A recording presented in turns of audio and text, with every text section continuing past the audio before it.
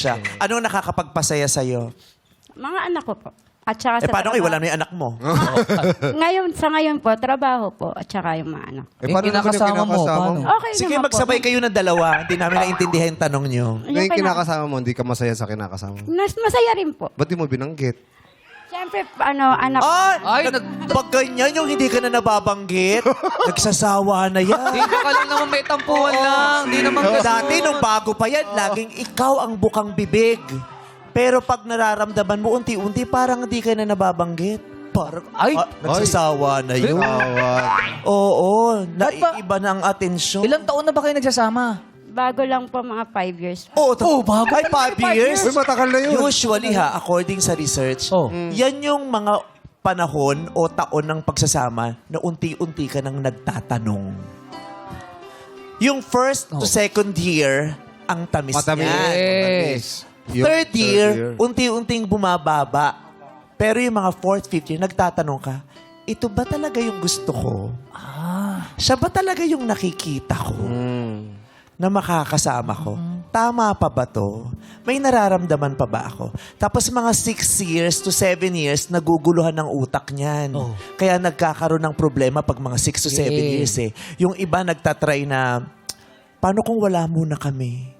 Cool off mo na. Ganun. Baka yung iba ang gusto ko, hindi talaga siya. Mahal ko ba siya o nasanay lang ako? Ay! Ganon ang nangyayari sa'yo. Nako, totoo ba sinasabi? Ginawa na storya siya.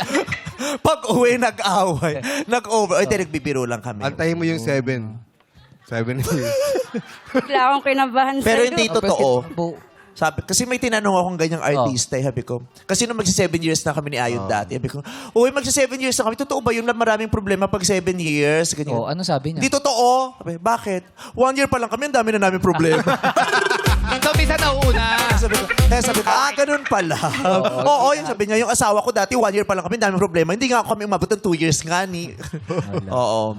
Yung 7, pero sabi nila talaga merong 7 year 7 year each. Oo. Pero kayo Kasi masaya na. palakol yun eh. Di ba? Yung Yung 7. Pwedeng, hatiin yung tali.